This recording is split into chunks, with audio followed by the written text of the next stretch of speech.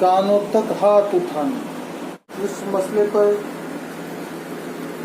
کسی حدیثوں کا بیان کیا جائے گا جو وہاں بھی غیر مقلد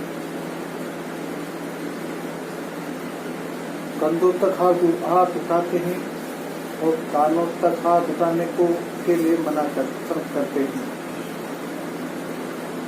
نماز میں تکبیر و تحریمہ کے وقت مردوں کو کانوں تک ہاتھ اٹھانا سنت ہے، مگر وہاں بھی عورتوں کی طرح کندھوں سے انگوٹھے چھوڑ کر ہاتھ باندھ لیتے ہیں، لہذا یہ طریقہ ان کا غلط ہے۔ اس معاملے میں کانوں تک ہاتھ اٹھانے کے لیے بہت سی احادیث ہیں، جیسے بخاری مسلم شریف حضرت حضور صلی اللہ علیہ وسلم جب تکبیر فرماتے تو اپنے ہاتھ مبارک کو کانوں تک اٹھاتے، دیگر الفاظ یہ ہے کہ کانوں کی لوٹ تک اٹھاتے۔ ابو داؤد شریف میں ہے، حضرت براء بن عازب سے روایت ہے کہ میں نے حضور کو دیکھا کہ جب نماز شروع فرماتے تو اپنے ہاتھ مبارک کان کے قریب تک اٹھاتے، پھر رفع دین نہ فرماتے۔ مسلم شریف میں ہے کہ حضرت وائل بن حجر سے روایت ہے کہ انہوں نے حضور صلی اللہ علیہ وسلم کو دیکھا کہ حضور جب نماز میں داخل ہوتے تو اپنے ہاتھ اٹھاتے۔ ایک راوی نے فرمایا کہ اپنے کانوں کے مقابل، پھر کپڑے میں ہاتھ چھپا لیتے۔ اور بخاری، ابو داؤد، نسائی وغیرہ حدیث سے حضرت ابو قلابہ سے روایت ہے کہ مالک ابن حویرث نے نبی کریم صلی اللہ علیہ وسلم کو دیکھا کہ آپ ہاتھ شریف اٹھاتے تھے جب تکبیر تحریمہ فرماتے، اور جب رکوع سے سر شریف اٹھاتے، یہاں تک کہ ہاتھ کانوں کی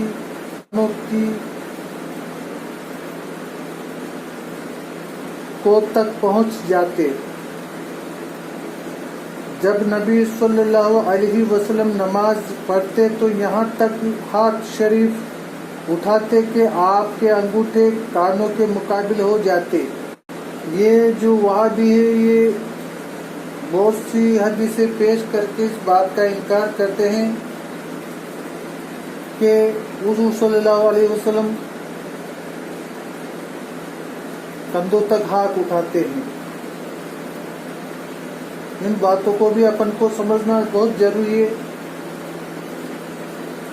یہ بخاری شریف کی حدیث ہے جس کو پیش کرتے ہیں۔ حضرت ابو حمید سعدی سے ایک طویل حدیث نقل کی ہے جس میں یہ الفاظ ہیں کہ حضور جب تکبیر فرماتے تو اپنے ہاتھ شریف کندھوں کے مقابل کرتے تھے۔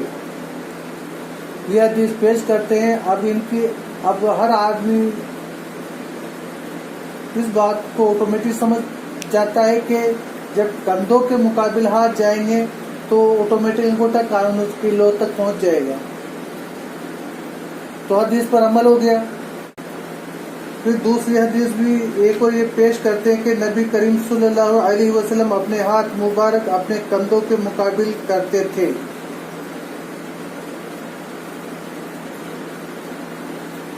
اور ان کی دلیل دے کر یہ کہتے ہیں کہ کندھوں تک ہاتھ اٹھانا سنت ہے اور کانوں تک ہاتھ اٹھانا خلاف سنت ہے۔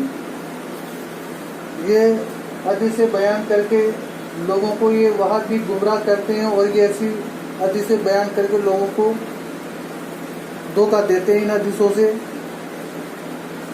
یہ احادیث حنفیوں کے بالکل خلاف نہیں ہے، یہ اہل سنت کے خلاف نہیں ہے یہ حدیث، کیونکہ کانوں سے انگوٹھے لگنے سے ہاتھ کندھوں تک ہو جائیں گے اور دونوں حدیثوں پر عمل ہو جائے گا. جو یہ بتا رہے ہیں بھائی ہاتھ حضور صلی اللہ علیہ وسلم کاندھوں تک لے جاتے تھے نماز کے وقت. جب حضور صلی اللہ علیہ وسلم جو کاندھوں تک ہاتھ لے جاتے تھے، کاندھوں مبارک تک ہاتھ لے جاتے تھے، تو آپ کے انگوٹھے شریف کانوں کی لو تک پہنچ جاتے تھے. تو حدیث پر کے خلاف ہے نہیں اپن اہل سنت والجماعت، کیونکہ یہ حدیث انفیوں کے بالکل خلاف نہیں، کیونکہ کانوں سے انگوٹھے لگنے میں ہاتھ کندھوں تک ہو جائیں گے اور دونوں حدیثوں پر عمل ہو جائے گا.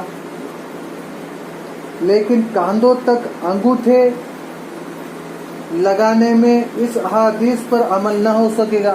ہاں، اگر کوئی یہ حدیث ثابت کرے کہ رسول پاک صلی اللہ علیہ وسلم کا انگوٹھا مبارک کاندھوں تک تھا تو بات بھی الگ ہو جائے گی. جبکہ حضور صلی اللہ علیہ وسلم کا ہاتھ مبارک کاندھوں تک رہتا تھا اور کان کے قریب انگوٹھا مبارک ہو جاتا تھا.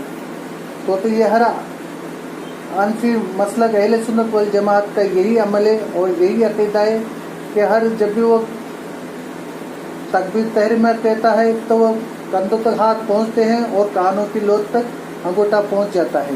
یہ حدیث پر عمل ہو گیا اور یہ وہابیوں کا اعتراض بیکار ہے، بے فضول ہے، گمراہ کرنے کے علاوہ اور کچھ بھی نہیں. حنفی مذہب دونوں قسم کی حدیثوں پر عمل کرتا ہے. وہابی مذہب ایک قسم کی حدیثیں چھوڑ دیتا ہے.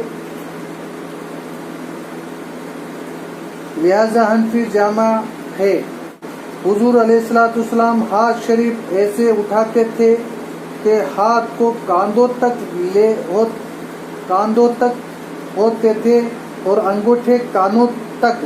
لہذا نہ حدیث متعارض ہے نہ ان دونوں حدیثوں کا جمع کرنا مشکل صرف تمہاری سمجھ سے پھیر ہے. تو سمجھ میں پھیر ہے مطلب تمہاری سمجھ کے باہر ہے. یہ بات مطلب جب رسول پاک اپنے ہاتھ مبارک کاندھوں تک اٹھاتے ہیں تو انگوٹھا کانوں کی لو مبارک اپنا بھی جائے گا. یہ اہل سنت والجماعت کا عمل ہے.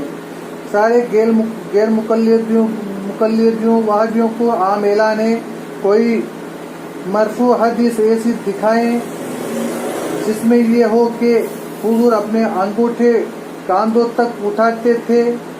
جہاں کاندھوں کا ذکر ہے وہاں ہاتھ ارشاد ہوگا اور جہاں کانوں کا ذکر ہے وہاں انگوٹھا فرمایا گیا، جس سے معلوم ہوا کہ کاندھوں تک ہاتھ اسی طرح اٹھتے ہیں کہ انگوٹھے کانوں تک پہنچ جاتے ہیں.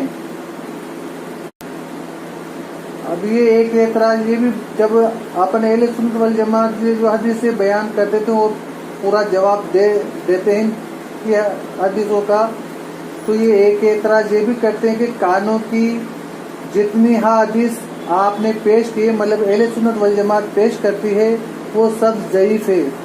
ضعیف حدیث بتا دیتے ہیں اور ضعیف حدیث بتا کے یہ دور ہٹنے کی کوشش کرتے ہیں اور یہ بھی کہتے ہیں لہٰذا یہ ضعیف ہے اور قابل عمل نہیں ہے.